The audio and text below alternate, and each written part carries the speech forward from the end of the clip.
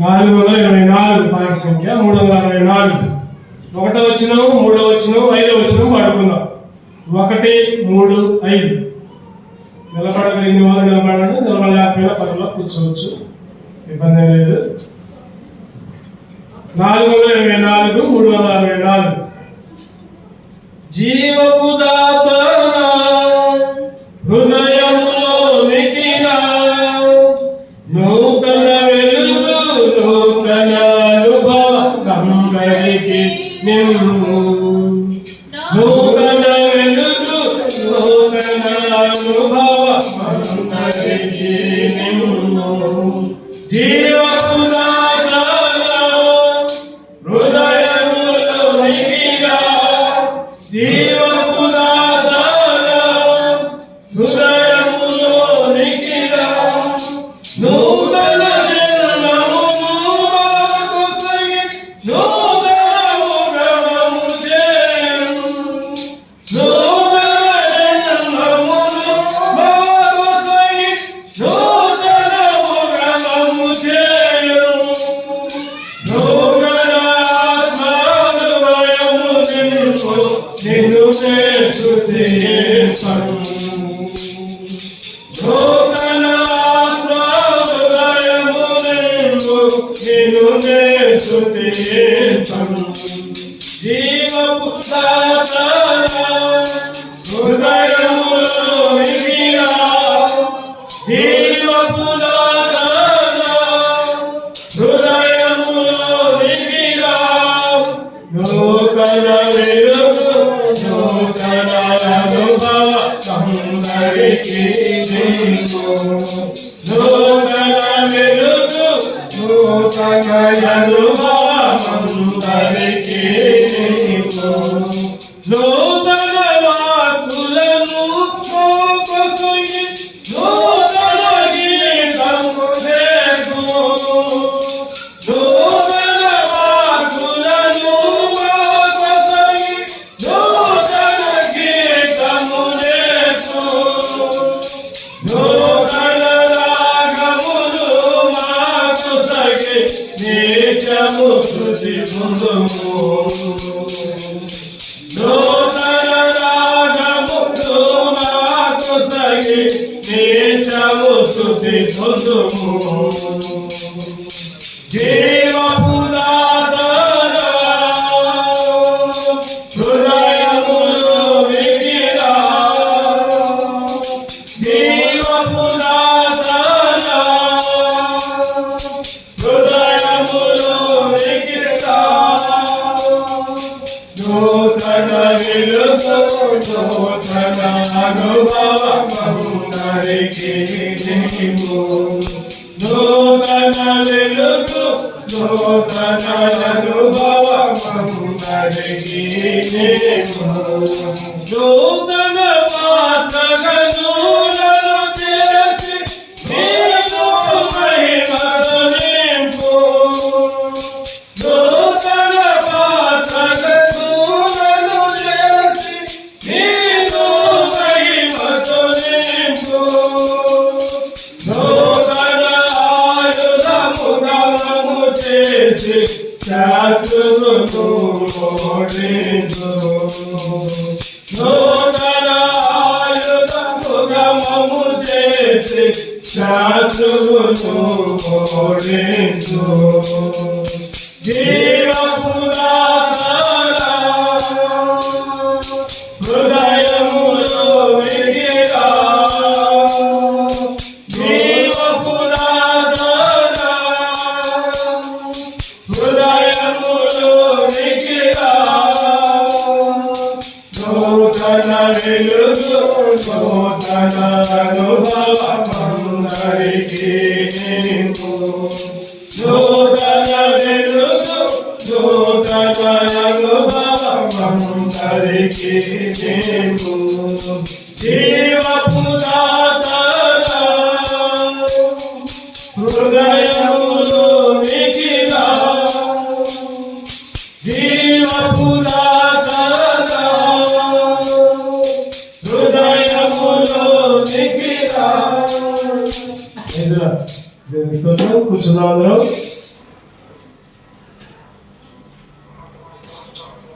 దేవుని ఆరాధించుకున్నాం. ఆయన శరీరంలో ఆయన రక్తంలో చేవేసి ముందు మరలా ఒకసారి దేవుని భాగాన్ని చదువుకున్నాం. ప్రకటన యోహాను రాసిన ప్రకటన గ్రంథం 21వ అధ్యాయం 5వ వచనం అందరం కలిసి చదువుకున్నాం. అప్పుడు సింహాసనాసీనుడైన వాడు, ఇదిగో సమస్తమును నూతనమైనవిగా చేయుచున్నానని చెప్పెను.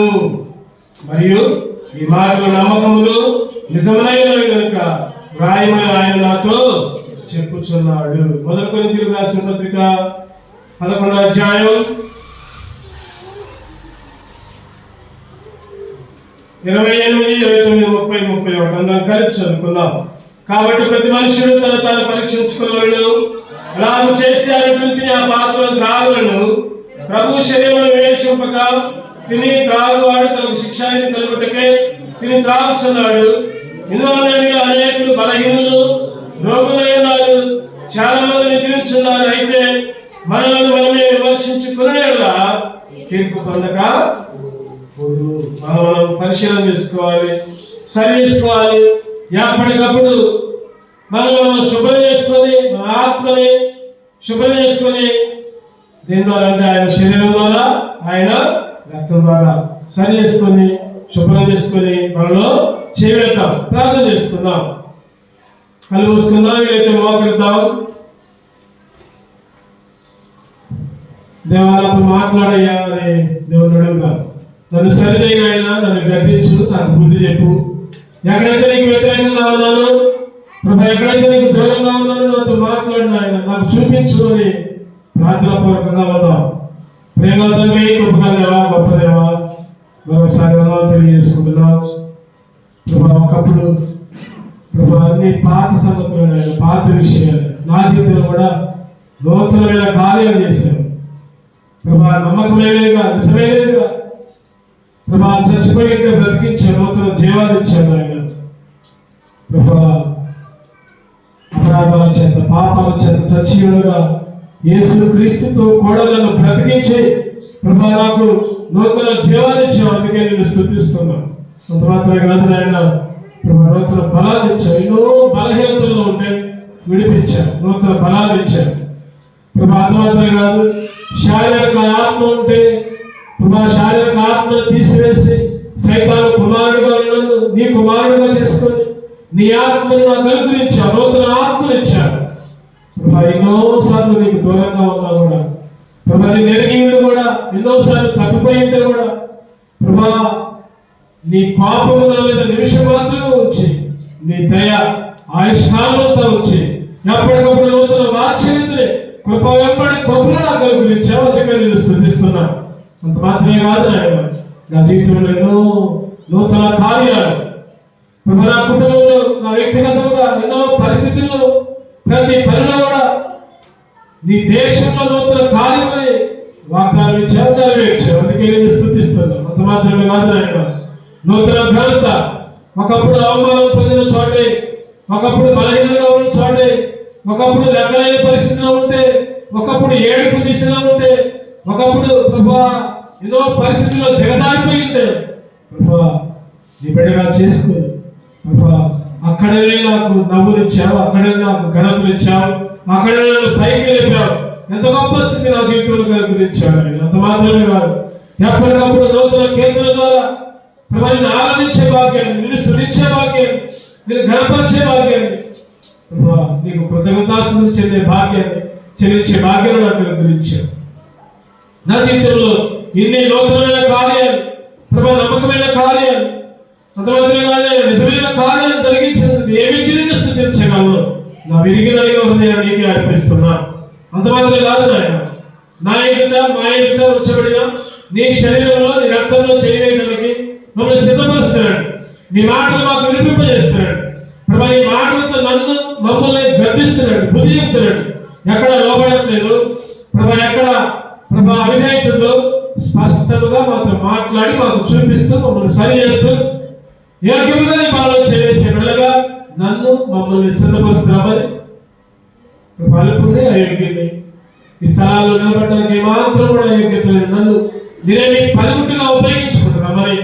ఈ సమయాన్ని ఇచ్చినందుకు తెలియజేసుకుంటూ యేసుక్రీస్తు పరిశుద్ధులను ప్రార్థించి వేడుకొంచున్నాము తండ్రి. ఆమేన్. ఆమేన్.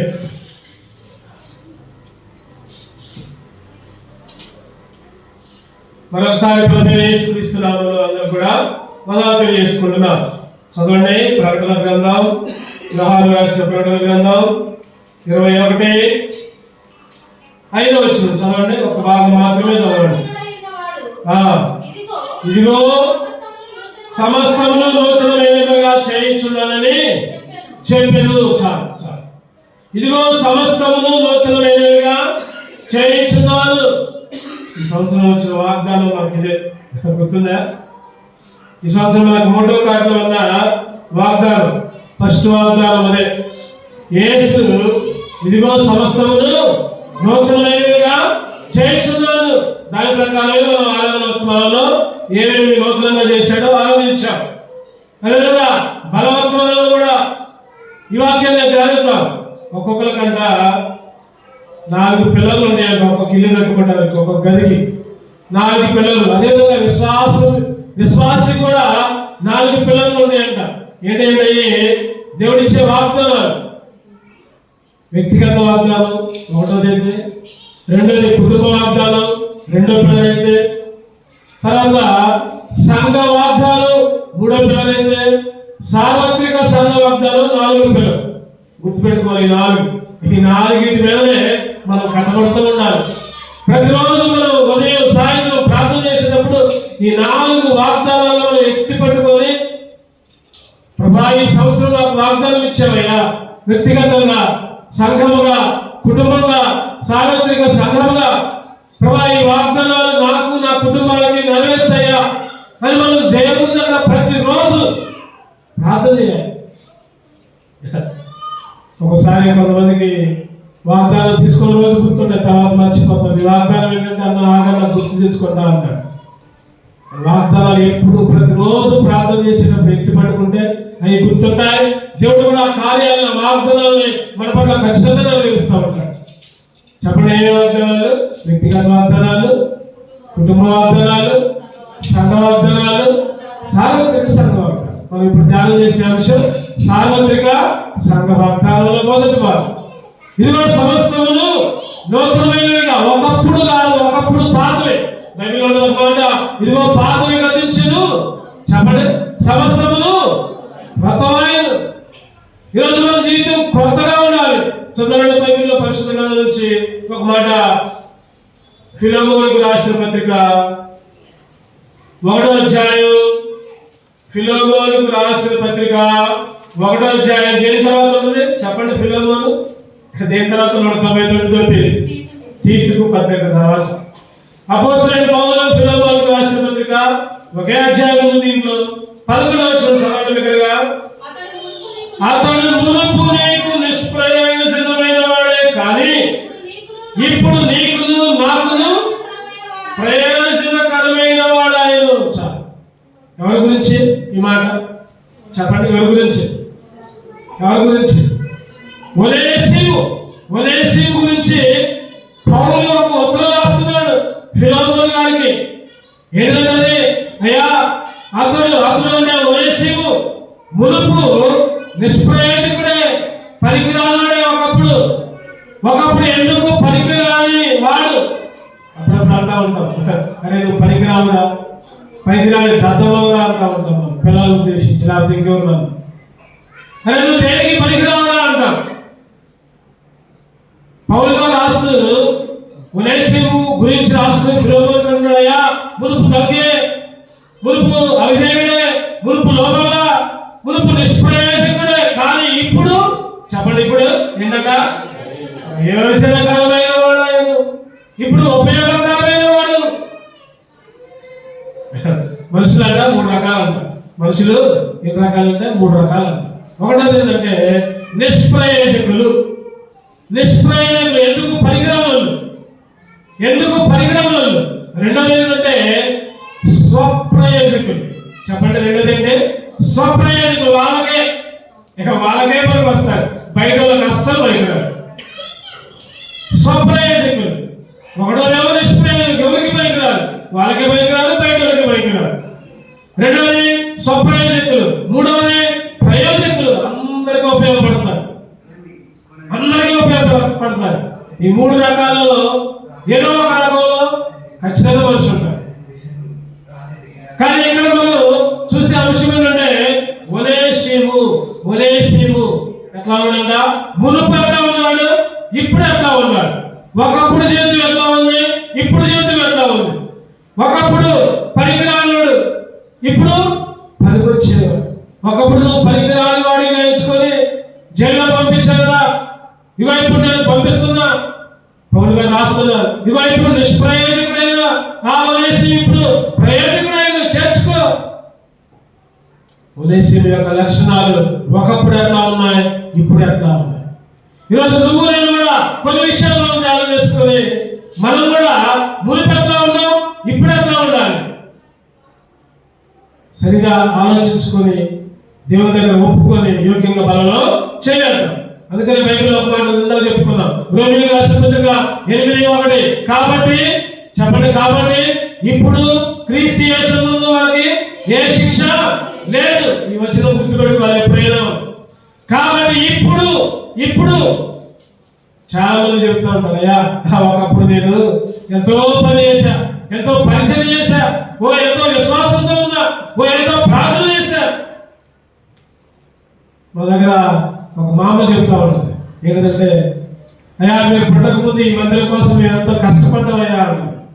అప్పుడంటే ఒక్కతే వచ్చి ప్రార్థన చేసుకునేదంట మందిరం కట్టక ముందు వస్తాను.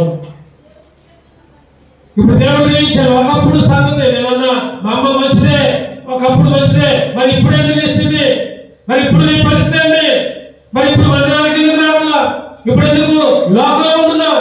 నువ్వు ఒకప్పుడు మందిరంలో ఉన్నా, ఒకప్పుడు పాటలు పాడినా, లేదా ఒకప్పుడు ఎంతో విశ్వాసంతో ఉన్నా, ఇప్పుడు లేకపోతే చెప్పండి, ఇప్పుడు లేకపోతే శిక్షే. అందుకనే కరెక్ట్ గా రాయబడింది అక్కడ ఏంటన్నమాట. కాబట్టి ఇప్పుడు క్రీస్తు యేసునందు వారికి ఒకప్పుడు గురించి చెప్పుకోవద్దు. ఇప్పుడు ఎట్లా ఉన్నావు, ఇప్పుడు ఎట్లా ఉంది నీ పరిస్థితి చూద్దానండి. ఒనేసిము యొక్క పరిస్థితి, మన పరిస్థితి, అందరి పరిస్థితి ఒకప్పుడు ఎట్లా ఉంది. రోమీయులకు రాసిన పత్రిక 6వ అధ్యాయం 19వ వచనంలో 19వ వచనం 3వ లైన్ చదవండి. ఫస్ట్ నుంచి చదవండి. మీ శరీర బలహీనతను బట్టి మనుష్య రీతిగా మాట్లాడుచున్నాను, ఏమనగా అక్రమము చేయుటకై అపవిత్రతకును అక్రమమునకును మీ అవయవములను దాసులుగా ఎలాగ అప్పగించితిరో అలాగే పరిశుద్ధత కలుగుటకై ఇప్పుడు మీ అవయవములను నీతికి దాసులుగా అప్పగించుడి. చక్కటి మాట చెప్పండి. ఒకప్పుడంట మన అవయవాలన్నీ అపవిత్రతకి, సైతానికి, లోకానికి అప్పచెప్పారు. కాళ్ళు, చేతులు, మాటలు, కళ్ళు, తలంపులు అన్ని కూడా సైతానే. ఒకప్పుడు మన శరీరాన్ని మొత్తాన్ని, మన అవయవాలను మొత్తాన్ని సైతానికి దాసులుగా ఎలాగూ అప్పగించారు, అవన్నీ వదిలిపెట్టారు. ఇప్పుడు చెప్పండి, ఇప్పుడు అలాగే పరిశుద్ధత కలుగుటకై ఇప్పుడు మీ అవయవములను నీతికి దాసులుగా అప్పచెప్పాలి. చెప్పండి ఏం చేయాలి ఇప్పుడు పరిశుద్ధత కలిగి ఉండాలి. ఒకటోది హోలీ ఫుడ్. ఒకప్పుడు పరిశుద్ధత లేదు, ఇప్పుడు పరిశుద్ధత కలిగి ఉండాలి. మన నడక, మన ఆలోచన, మన చూపు, మన ప్రార్థన, మన మాట, మన తలంపులు ఎక్కడ కూడా ఏ పొట్టు కూడా.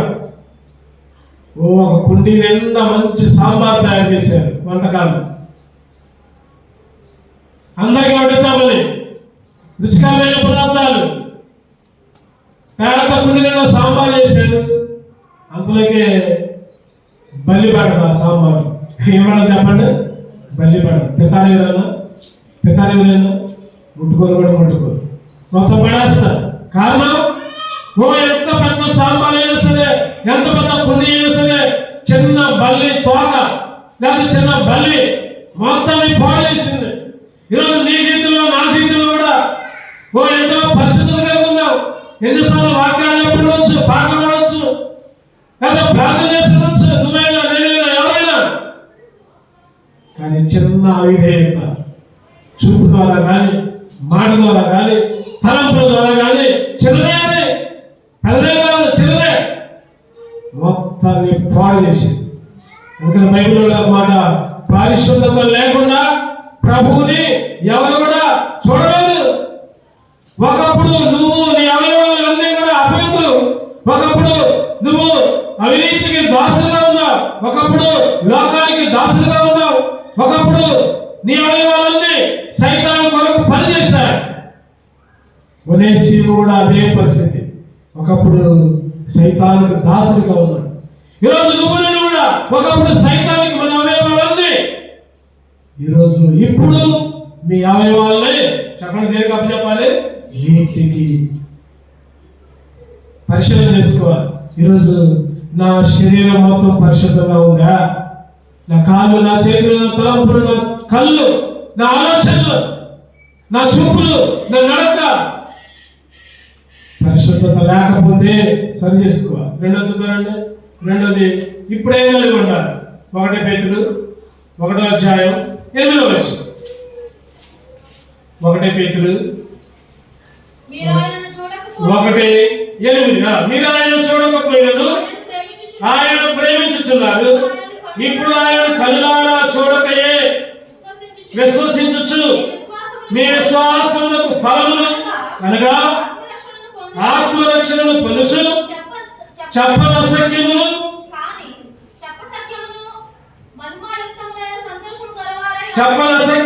మహిమాయుక్తమైన సంతోషము గలవారై ఆనందించుచున్నారు. చెప్పండి. ఇప్పుడు ఆయనను కనులారా చూడకే విశ్వసించుచు. ఫస్ట్ మాట ఏంటంటే, మీరు ఆయన చూడకపోయినను ఆయనను ప్రేమిస్తున్నారు. ఇప్పుడు ఒకప్పుడు దేవుని ప్రేమించే వారిగా లేవు, ఒకప్పుడు లోకాన్ని ప్రేమించే వాళ్ళగా ఉన్నాం. మరి ఇప్పుడు దేవుణ్ణి ప్రేమించే వాళ్ళగా ఉండాలి. చెప్పండి, ఇప్పుడు ఎట్లా ఉండాలి? మనం విశ్వాసంతో ఉండాలి, దేవుణ్ణి ప్రేమించే వాళ్ళగా ఉండాలి. ఒకప్పుడు ప్రేమ కాదు, ఇప్పుడు దేవుణ్ణి ప్రేమించే వాళ్ళగా. దేవుని ప్రేమించడం అంటే చెప్పండి, దేవుని ప్రేమించడం అంటే ఏంటి చెప్పాలి? దేవుని ప్రేమించడం అంటే ప్రతిరోజు వాక్యాన్ని చదువుకోవాలి, ప్రతిరోజు ప్రార్థన చేసుకోవాలి, ఎక్కడికి పోయినా ప్రార్థన పూర్వకంగా నడవాలి. ఏది పని చేసినా దేవుని అడగాలి. దేవుని చిత్తం, ప్రభా నీ చిత్తాన్ని తెలియజేయనైనా, ప్రభా ఈరోజు జరిగేది పని నీ చిత్తమైతే జరిగించు, లేకపోతే తప్పి. మనమైతే అయ్యా నేను ఈ పని చేస్తున్నా, జరిగేటట్టు చెయ్యి. నీ చిత్తమైనా కాకపోయినా జరిగేటట్టు చెయ్యి. అది కాదు. ఇప్పుడు దేవుణ్ణి ప్రేమించే వాళ్ళగా ఉండాలి. దేవుణ్ణి ప్రేమించడం అంటే దేవుని వాక్యాన్ని, దేవుని సన్నిధిని, దేవుని మందిరాన్ని గుర్తుపెట్టుకోవాలి. దేవుని ప్రేమించడం అంటే దేవుని మందిరాన్ని ప్రేమించాలి, మందిరాన్ని విడిచిపెట్టకూడదు. ఎటువంటి పరిస్థితి వచ్చినా, ఎన్ని ఇబ్బందులు వచ్చినా, ఎన్ని శోధనలు వచ్చినా, ఎన్ని కష్టాలు వచ్చినా మందిరాన్ని విడవకుండా, అది దేవుని ప్రేమించడం అంటే. అది నువ్వు ప్రార్థన కాకుండా, నువ్వు దేవుని స్థుతించకుండా, దేవుని ఆరాధించకుండా నేను కూడా దేవుని ప్రేమిస్తానంటే కుదరదు. నేను కూడా దేవుని స్థుతిస్తున్నానే, దేవుని ప్రేమిస్తున్నానంటే కుదరదు. నువ్వు దేవుని ప్రేమించు. దేవుని ప్రేమించడం అంటే దేవుని మందిరాన్ని, దేవుని సన్నిధిని. దావీదు గారన్నా ఒక వరం అడిగినాడు. ఏం కావాలో చెప్పండి, ఏం కావాలో? అయ్యా నిత్యము నీ సన్నిధిలో నిన్ను స్థుతించే భాగ్యాన్ని అయ్యా ఒక్కవారు. మనమైతే నాకు అది అయ్యా ఉద్యోగం, నా పిల్లలకు ఆరోగ్యమి, నా పిల్లలకి పెళ్లి చేయి, లేకపోతే నాకు మంచిగా ఆస్తి, లేకపోతే నాకు అది నాకు ఇది. మనమైతే దావీదు గారు అంటారు కదా, అయ్యా నీ చెప్పుల సన్నిధిలో ఒక్క వరం. అందుకనే దావీదు గారు చాలా సందర్భాలు అంటారు, అయ్యా నేను నా కుటుంబం నిత్యము నీ సన్నిధిలో ఉన్నాడు. నేను ఆయన ఒక్కడే కాదంట, చెప్పండి, ఆయన ఒక్కడే కాదు, కుటుంబం కూడా. ఈరోజు దేవుణ్ణి ప్రేమిస్తున్నాము అంటే మన కుటుంబం అంతా కలిసి దేవుని సన్నిధికి వస్తే అప్పుడు దేవుని ప్రేమించినట్టు, దేవుని మందిరానికి వస్తే అప్పుడు దేవుని ప్రేమించినట్టు. ఒక స్టూడెంట్ ప్రతిరోజు మందిరానికి వస్తున్నట్ట, పోతున్నట్ట. అయ్యగారు అన్నారంట,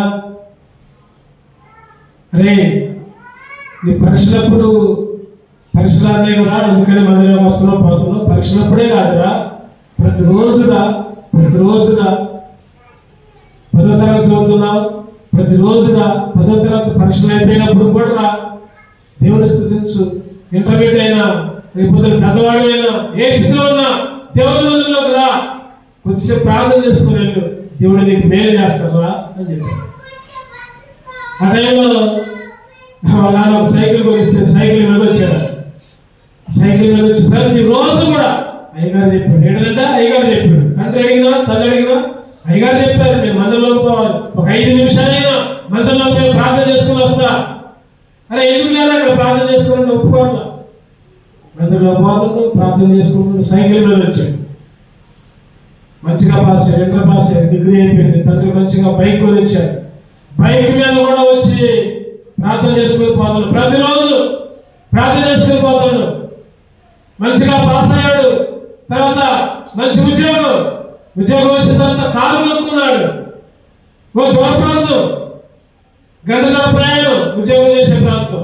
అయినప్పటికీ కూడా కారు మీద వచ్చి వాకరించి మందిరంలో 5 నిమిషాలు వాకరించి పొద్దున సాయంత్రం. ఇక ఆదివారం అంటే ఖచ్చితంగా మందిరంలో ఉండేవాడు, మందిరంలో పనులు చేసేవాడు. మందిరంలో పనులు చాపలేయడం, బాత్రూమ్ వెళ్ళడం, మైకులు దాటడం, లేకపోతే ఈ కాడటం, శుభ్రం చేయటం.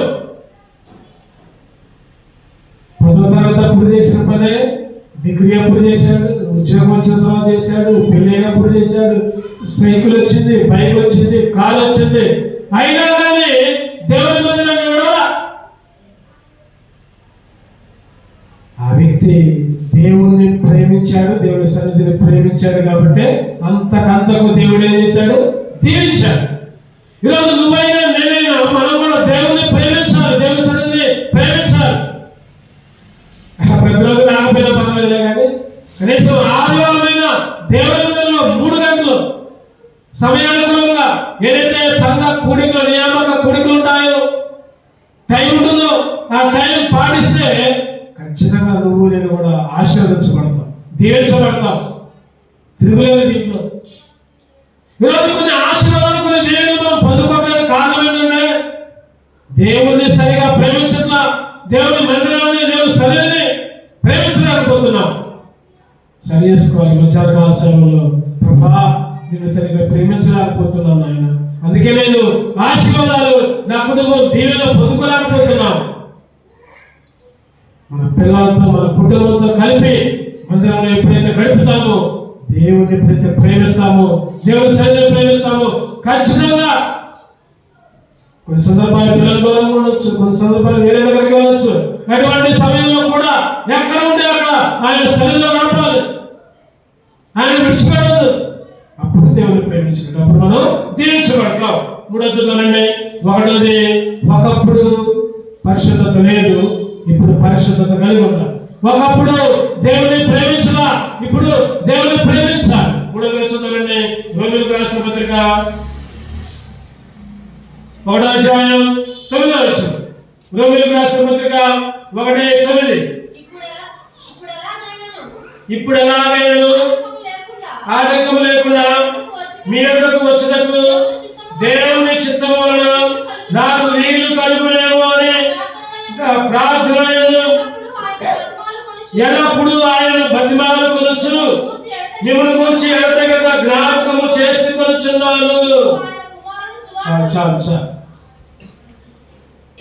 ఇప్పుడు ఎలాగైనా ఆటంకం లేకుండా వచ్చిన మొత్తం జరిగితే దీని సారాంశం ఏంటంటే ఇప్పుడు ప్రార్థన కలిగి ఉండాలి.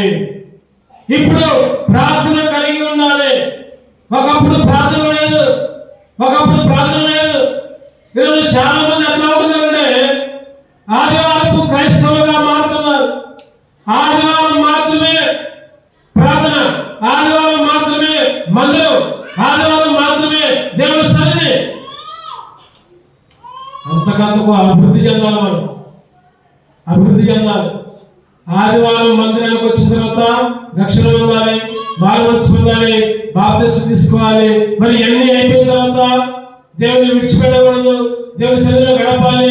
తర్వాత వార కూడికల్లో కూడా ప్రార్థనా కూడికలని, స్త్రీల కూడికలని, లేదా ఉపవాస కూడికలని, లేదా సంపూర్ణ రాత్రి ప్రార్థనలని, గృహ కూడికలని రకరకాలు ఉన్నాయి. అన్నిటికీ హాజరు కావాలి.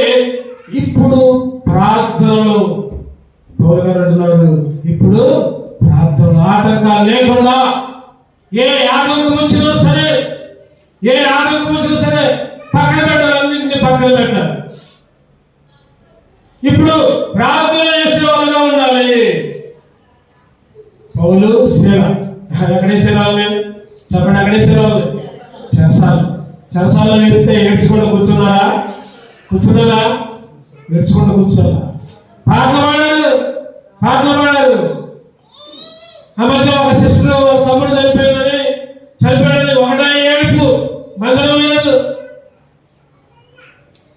ప్రార్థన లేదు, దేవుడికి దూరంగా ఉండు, ఓ లోకపు ఆచారాలు, కులాచారాలు అయ్యి మొత్తం రక్షణ పొందినామే, పాటలు పాడినామే, ప్రార్థన చేసినామే.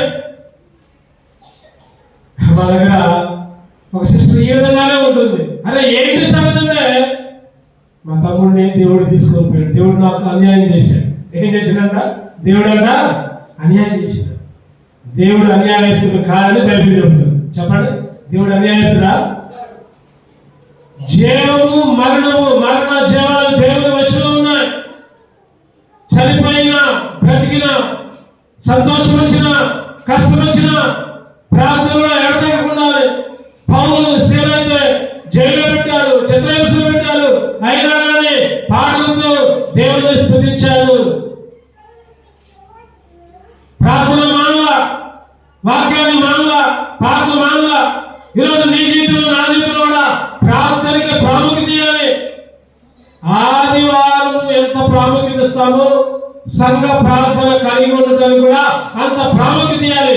గతంలో ఏంటంటే అందరం కలిసి సంఘం అంతా ప్రార్థన చేస్తే సంఘానికి దీవెనలు, సంఘంలో ఎవరైతే బలహీనంగా ఉన్నారు, సంఘంలో ఎవరైతే వెనుకబాటుతూ ఉన్నారు, సంఘంలో ఎవరైతే అనారోగ్యంతో ఉన్నారు, దేవుడి వారికి ఖచ్చితంగా సంఘ ప్రార్థన ప్రతి కుటుంబానికి మేలు కలుగజేసింది.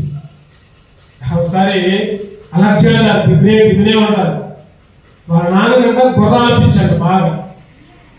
ఎక్కడ మంచి గుర్రం ఉంటే ఆ గుర్రాన్ని కొనుక్కొని వచ్చి పందాలు కాసేవాడు. ఒకసారి మంచి స్వారీ చేసే గుర్రాన్ని పట్టుకొచ్చాడు, కొనుక్కున్నాడు. ఆ గుర్రాలన్నింటిలో ఆ గుర్రాల శాల దాంట్లో కట్టేసి రోజు తీసుకొని వస్తున్నాడు. పొద్దున్న తీసుకొని వస్తున్నాడు. గుర్రం ఎగుతుంటే కదలలా, గుర్రం ఎగుతుంటే కదలలా. అరే అదేంటి, నిన్నటి దాకా బాగా స్వారీ చేసింది, ఇప్పుడేంటి కదలలా? అర్థం కావట్లా. 2 రోజులైంది, 3 రోజులైంది, 4 రోజులైంది, గుర్రం కదలలా. కళ్ళ పట్టుకొని లాగుతుంటే అది మెడ వెనక్కి తిప్పుతుంది. అందులోకి అలెగ్జాండర్ వచ్చాడు. ఏంటన్నా సంగతి అంటే, అరే ఈ గుర్రం ఎంతో వెలబెట్టుకున్నా, బయట మంచిగా స్వారీ చేసింది, ఇది ఇక్కడికి వస్తే ఒక అడుగు కూడా ముందుకు ఇట్లా. తండ్రితో అన్నాడు అలెగ్జాండర్, నాన్న ఒక గంటకు చెప్తా అని ఇంట్లోకి పోయి మోకాలించి ప్రార్థన చేసి వచ్చాడు. ప్రార్థన చేసి వచ్చి తండ్రితో అంటాడు, నాన్న నువ్వు ఎండెక్కింది కదా, ఇక నుంచి రేపు పొద్దున్నే తీసుకొని వచ్చాడు. పొద్దున్న గుర్రాన్ని తీసుకొని వచ్చాడు. ఎక్కి మళ్ళీ స్వారీ చేస్తుంటే కదలలా. అలెగ్జాండర్ వచ్చి, నాన్న ఇగో నువ్వు ఇటు తిప్పావు, ఈ గుర్రాన్ని ఆపోజిట్ గా ఇటు తిప్పన్నాడు. గుర్రాన్ని ఎప్పుడైతే రోజు తిప్పాడో కాకుండా ఎప్పుడైతే ఆపోజిట్ గా తిప్పాడో గుర్రం ఒకటే పరిగెత్తుతూ స్వారీ చేస్తుంది అందకుండా. అరే ఆశ్చర్యం ఉంది, ఏంటి మావాడు ప్రార్థన చేస్తున్నాడు, పోయాడు, తెల్లారే ఈ మాట చెప్పాడు, గుర్రం భలే పరిగెత్తుంది, సాయంత్రం వచ్చాడు అడిగాడు, ఏంటి గుర్రం పరిగెత్తింది. చెప్పాడు, నాన్న నువ్వు పొద్దున్నే గుర్రాన్ని తీసుకొని వస్తున్నావు, గుర్రాన్ని ఖచ్చితంగా సూర్యుడికి ఎదురుగా పెడుతున్నావు, ఆ గుర్రపు నీడ ఎదురుగా పడుతుంది, ఆ నీడను చూసి గుర్రం భయపడి వెనక్కి లాగుతుంది. నువ్వు ఎప్పుడైతే రివర్స్ తిప్పావో గుర్రానికి నీడగా పట్ల పరిగెత్తింది. సీక్రెట్ చెప్పాడు. నాకు ప్రార్థన చేసుకుని ఆలోచన వచ్చింది, దేవుడు ఆలోచన ఇచ్చాడు. అప్పుడు దాకా పరిగెత్తిన గుర్రం పరిగెత్తి. ఈరోజు ఎందుకు ఈ ఉదాహరణ చెప్పానంటే, ఈరోజు నీ కుటుంబంలో ఏ నీడ ఉందో, ఏ సైతాను నీడ ఉందో, ఏ లోకపు నీడ ఉందో, లేకపోతే ఏ ఇబ్బందులు ఉన్నాయో, ఏ కష్టాలు ఉన్నాయో, అవన్నీ నీడలుగా నిన్ను వెంబడిస్తూ ఉంటే దేవుణ్ణి ఆశ్రయించు, దేవుడికి మొరపెట్టు, ప్రార్థనలే ఆ నీడలన్నీ కూడా తొలగేటట్టు చేస్తుంది. ప్రార్థన ద్వారా ప్రార్థన నీకున్న నీడలన్నింటినీ కూడా తొలగించింది. ఒకప్పుడు ప్రార్థన లేదేమో, ప్రార్థనలో సమయాన్ని గడపట్లేదేమో, కుటుంబంతో కలిసి ప్రార్థన చేయలేకపోతున్నామేమో, వ్యక్తిగతంగా ప్రార్థన చేయలేకపోతున్నామేమో, సంఘముగా ప్రార్థన చేయలేకపోతున్నామేమో. ఇప్పుడు ప్రార్థన కలిగి ఉండు. కుటుంబంతో ప్రార్థన చేయి, సంఘంతో ప్రార్థన చేయి, వ్యక్తిగతంగా ప్రార్థన చేయి. దేవుడు ఖచ్చితంగా నీకున్న ప్రతి నీడను కూడా తీసేస్తాడు. ప్రతి నీడ అనారోగ్యమా, ఆర్థికంగానా, లేకపోతే బలహీనతలా, లేకపోతే సమస్యలా, సుడిగుండాలా, ప్రతిదీ కూడా ఖచ్చితంగా తీసేస్తాడు. ప్రార్థన చేయి. ఇప్పుడు ప్రార్థన కలిగి ఉండు. 4వ చూద్దానండి, క్లుప్తంగా ధ్యానించుకున్నావు, సమయం లేదు. రోమీయులకు రాసిన పత్రిక 16:25. రోమీయులకు రాసిన పత్రిక 16:25. సమస్తమైన అన్యజనుల విశ్వాసములకు విధేయులగునట్లు అనాది నుండి రహస్యముగా ఉంచమని ఇప్పుడు ప్రత్యక్షపరచబడిన మర్మము, ఇప్పుడు ప్రత్యక్షపరచబడిన మర్మం, ఇప్పుడు ప్రత్యక్షత. చెప్పండి ఒకటోది, ఒకప్పుడు పరిశుద్ధత లేదు, ఇప్పుడు పరిశుద్ధత కలిగి ఉండాలి, హోలీ కలిగి ఉండాలి. రెండోది ఒకప్పుడు దేవుని ప్రేమించాలా, ఇప్పుడు దేవుని ప్రేమించాలి.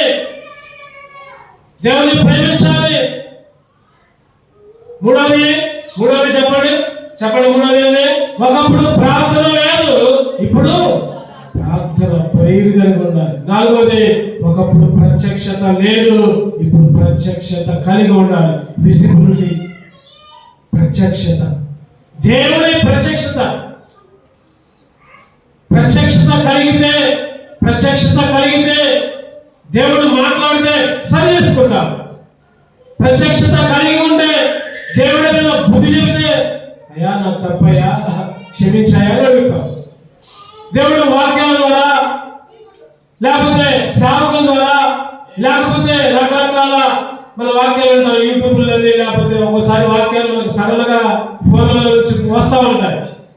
ప్రత్యక్షత కలిగి ఉంటే వాటికి లోపడతాం, ప్రత్యక్షత లేకపోతే పక్కన పెడతాం. నా గురించే చెప్పారేంటి, నన్నే అంటున్నానండి, నన్నే గర్తిస్తున్నానండి, నన్నే హెచ్చరిస్తున్నానండి. ప్రత్యక్షత లేకపోతే సైతాను ప్రత్యక్షత వచ్చింది. దేవుని ప్రత్యక్షత ఉంటే సరి చేసుకున్నాం. మనము తప్పుని సరి చేసుకొని లోబడి అయ్యా నా తప్పే. ఒక ఆయన ఉదాహరణ చెప్తున్నా, మంచి ఫ్యాక్టరీ కట్టాడు, ప్రార్థనకు పోతున్నాడు, దేవుడు దీవించాడు, ఎక్కువ ఫ్యాక్టరీ ఇచ్చాడు, మందిరాన్ని మర్చిపోయాడు, ప్రార్థన మర్చిపోయాడు. ఒక ఫ్యాక్టరీ యజమాని అయినప్పుడు దేవుని స్తుతించాడు, దేవుని కల్పించాడు, దేవుడు మంచి లాభాలు ఇచ్చాడు.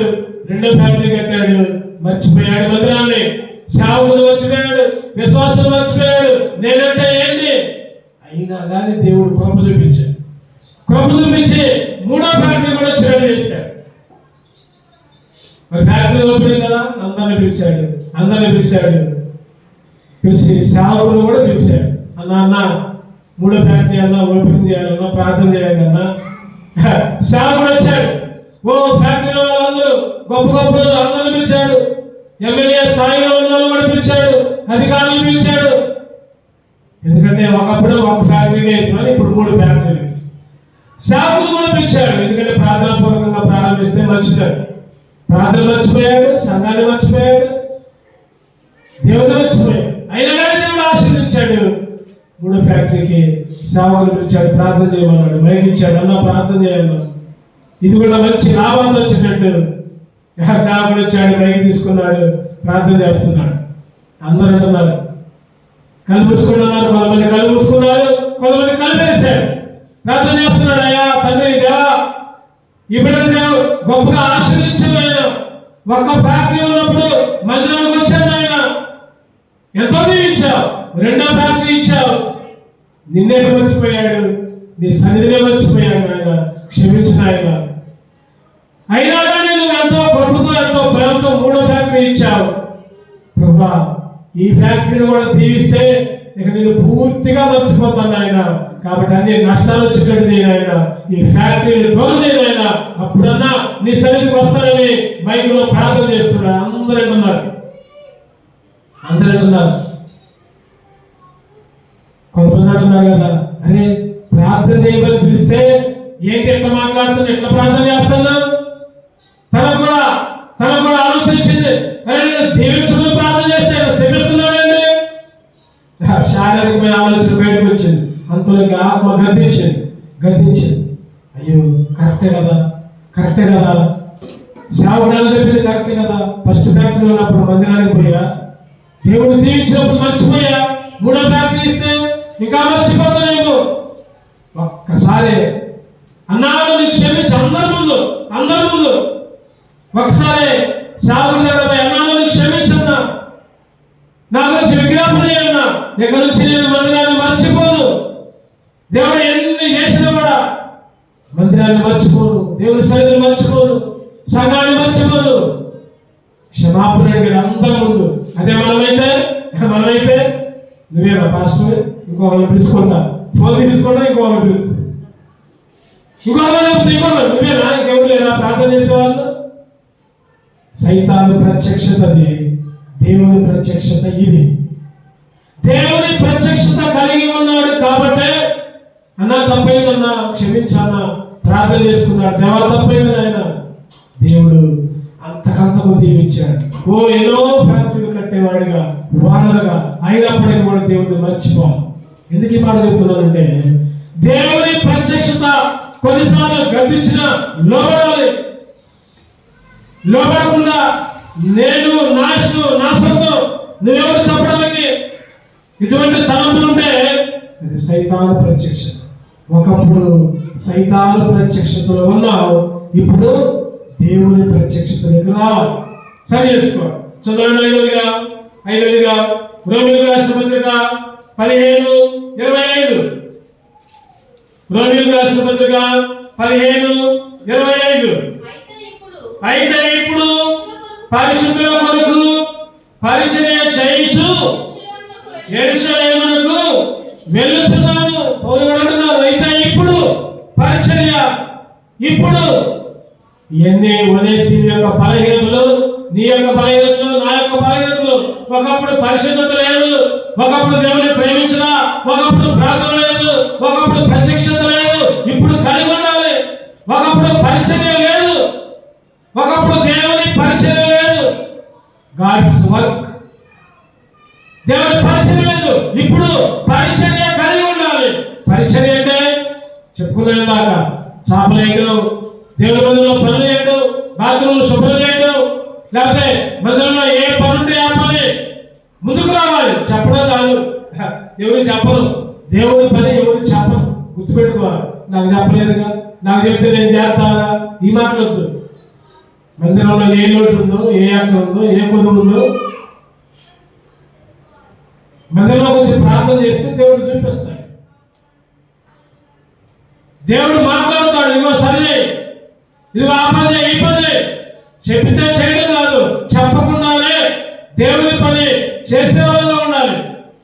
చెప్పకుండానే దేవుని పరిచర్య. ఒకప్పుడు అంట చెప్పండి, పరిచర్య లేదు. ఇప్పుడు పరిశుద్ధుల కొరకు పరిచర్య చేయొచ్చు. యెరూషలేమునకు వెళ్ళుచున్నాము. ఇప్పుడు పరిచర్య చేసే వాళ్ళగా ఉండాలి. దేవుని పని పాటలు పాడడానికి ముందు రావాలి, వాక్యం చెప్పడానికి ముందు రావాలి, గద్దించడానికి ముందు రావాలి. ఎవరైనా తప్పుదావలో పోతే వాళ్ళు సరిచేయాలి. ఒక విశ్వాసిగా అది పరిశుద్ధుల పరిచర్య. పరిశుద్ధుల పరిచర్య.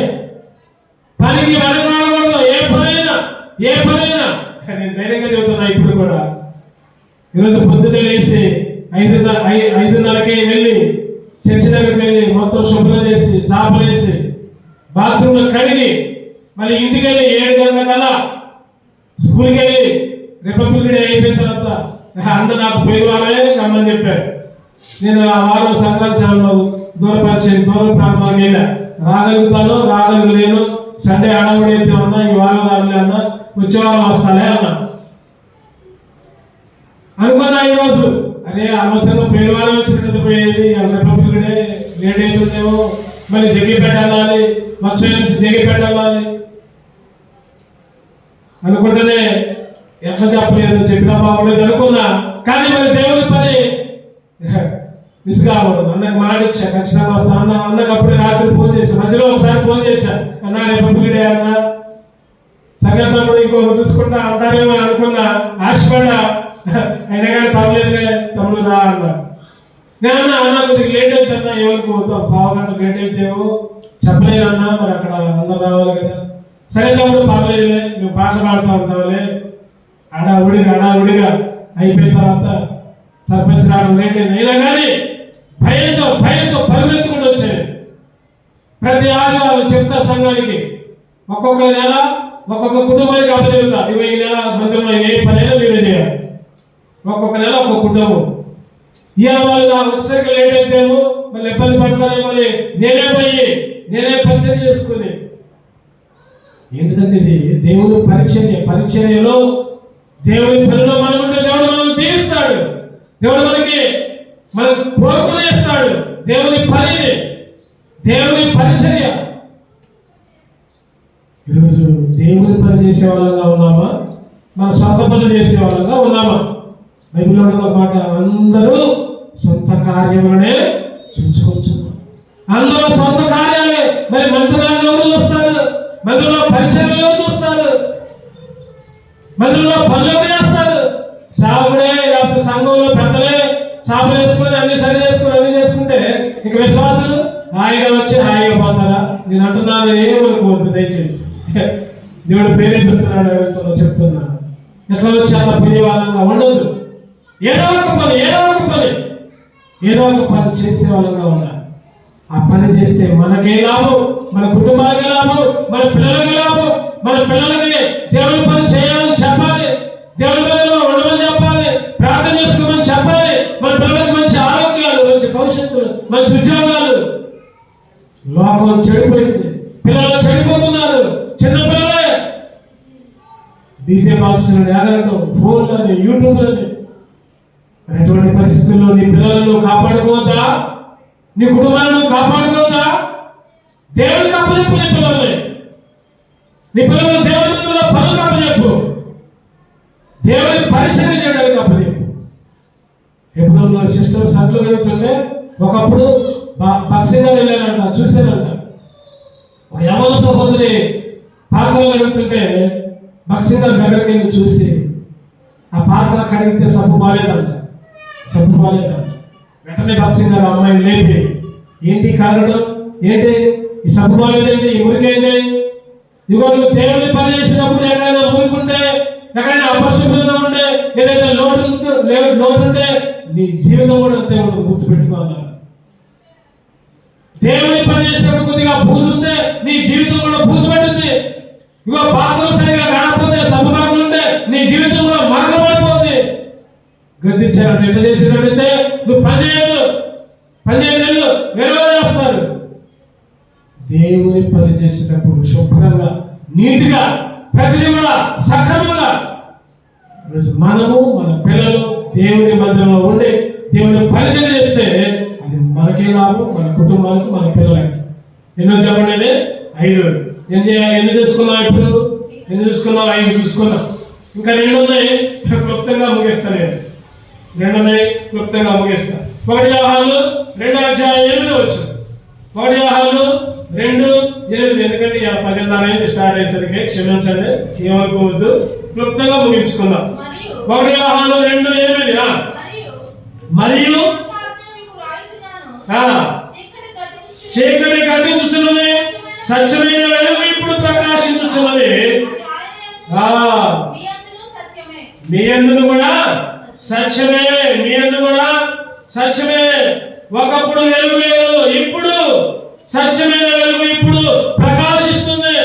షైనింగ్ వెలుగు.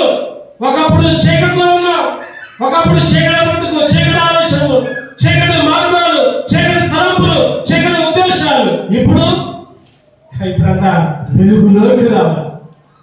ఒకప్పుడు ప్రజగా వాళ్ళు, ఇప్పుడు ప్రజగా రాసులైన యాజక సమూహంలో ఆశ్చర్యకరమైన వెలుగులోకి నడిపిస్తే ఇంకా చీకటి ఎందుకు, ఇంకా చీకటి బ్రతికెందుకు, చీకటి ఆలోచనలు ఎందుకు?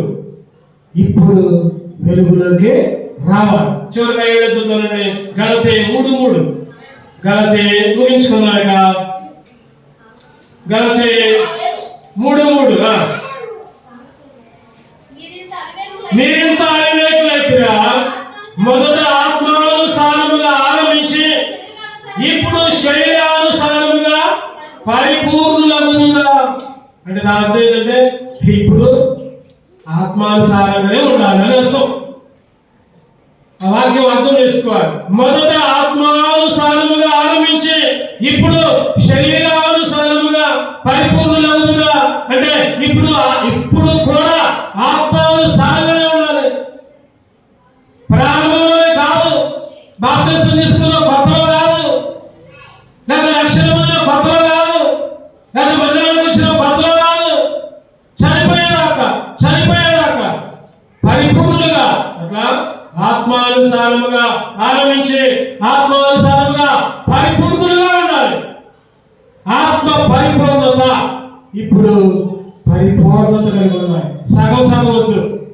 కాసేపు మాకు, కాసేపు దేవుడు అంటే కుదరదు. ఆదివారం దేవుడు, మిగిలిన రోజులు ఇంకొకటి కాదు. సగం పనులు చేయొద్దు, సగం పనులు చేయొద్దు. ఒకసారి అంట ఒక్క ఉదాహరణ చెప్పి ముగిస్తాను. నలుగురు చదువుకున్నది తెలిసిందే అందరికి. నలుగురు ఆశ్రమంలో నేర్చుకున్నారంట. ఎముకల్ని శరీరంగా కూర్చడం, దానికి గాలి ఊరితే అది బ్రతకడం విద్య నేర్చుకున్నారంట. దాన్ని మళ్ళీ ఎముకలుగా మార్చేది కూడా నేర్చుకున్నారంట. ఆ నలుగురు 3 నేర్చుకున్నారు. ఏంటిది? ఎముకల్ని కూర్చడం, గాలి ఊరటం, అది బతకడం, మళ్ళీ దాన్ని చంపడం నేర్చుకోవాలి. నలుగురు వచ్చారంట. తర్వాత నేర్చుకున్నామే, ఇప్పుడు నేర్చుకున్నాగా పరిశీలన దారిలో వస్తుంటే ఒక సింహపు ఎముకలు కనబడ్డాయి. ఒకటో వాడు వచ్చి చేశాడు, ఎముకల్ని శరీరంగా మార్చాడు, సింహ ఆకారంలో మార్చాడు. 2వ వాడు మంచిగా అన్ని అవయవాలను వచ్చినట్టు చేస్తాడు. 3వ వాడు ఇగో నేను గాలి వస్తున్నా, ప్రాణవాయువు వస్తున్నా, ఊరాడు, బ్రతికిందని. 4వ వాడికి విచిరాలి, మరి దాన్ని చంపేయించిరాలి. బ్రతికిన సింహం ఊపుతుందా చెప్పండి? ఎగబడి ఆ 4 అక్కడికే చంపేది. ఉదాహరణ మాత్రమే. ఈరోజు సగం పనులు చేయదు. పూర్తిగా దేవుని మీద ఆధారపడు, పూర్తిగా దేవుని కార్యాన్ని, పూర్తిగా దేవుని చిత్తానుసారంగా జరిగించు, పరిపూర్ణముగా, సంపూర్ణముగా. ఈరోజు విశ్వాసం ఎట్లా ఉన్నారంటే కొన్ని చేస్తున్నారు, కొన్ని వదిలిపెడుతున్నారు. దేవుడు చూసుకుంటానులే, దేవుడు క్షమిస్తానులే, 2 కళ్ళు మూసుకుందాం, మోకరిద్దాం. పరిపూర్ణత లేదు. కళ్ళు మూసుకుందాం, మోకరిద్దాం, సరి చేసుకుందాం. 1 నిమిషం సరి చేసుకుందాం. పరిశుద్ధత ఉందా? ఇప్పుడు పరిశుద్ధత ఉందా? దేవుని ప్రేమిస్తున్నావా? ప్రార్థన అనుభవం ఉందా? కళ్ళు మూసుకుందాం, సరి చేసుకుందాం. 1 నిమిషం. ప్రత్యక్షత ఉందా? పరిచర్య, దేవుని పని వెలుగుతూ ఉన్నావా? ఆరిపోతూ ఉన్నావా? పరిపూర్ణత ఉందా? సరి చేసుకుందాం. యోగ్యంగా పనులు చేయాలి.